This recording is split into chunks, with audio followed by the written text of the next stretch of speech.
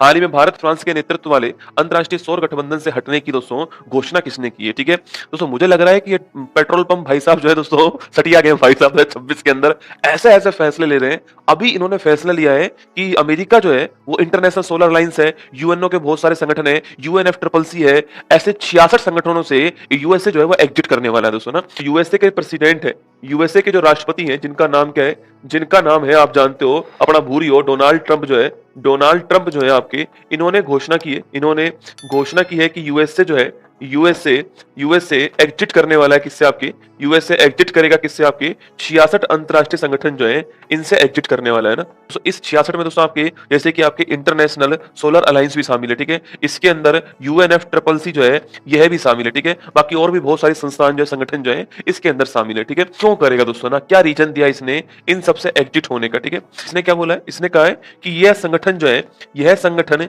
या तो अनावश्यक है, संगठन अनावश्यक बनाए गए हैं या फिर यूएसए के जो हित हैं इनके विपरीत है ना, यूएसए के हितों के विपरीत है तो वह इसके अंदर नहीं रहेगा, ठीक है? कुछ दिनों पहले यूएसए जो है वो ऑलरेडी जो है आपके यूएसए पहले ही एग्जिट कर चुका है क्या आपके पहले ही जो एग्जिट कर चुका है वो कौन-कौन से हैं? डब्ल्यूएचओ हो गया आपके, इसको पहले ही एग्जिट कर चुका है। यूएन जो एचआरसी है, इसको भी पहले ही एग्जिट कर चुका है, मानवाधिकार वाले को भी, ठीक है? हम बात कर रहे हैं इंटरनेशनल सोलर अलायंस की बात कर रहे हैं। इसको कहते हैं अंतरराष्ट्रीय अंतरराष्ट्रीय सौर गठबंधन कहते हैं। क्या बोलते हैं? अंतरराष्ट्रीय सौर गठबंधन कहते हैं, इंटरनेशनल सोलर अलायंस कहते हैं। अगर आपको याद हो कोप दोस्तों आपके कोप 21 जो है, जो कि पेरिस के अंदर हुई थी, शायद आपको याद होगा।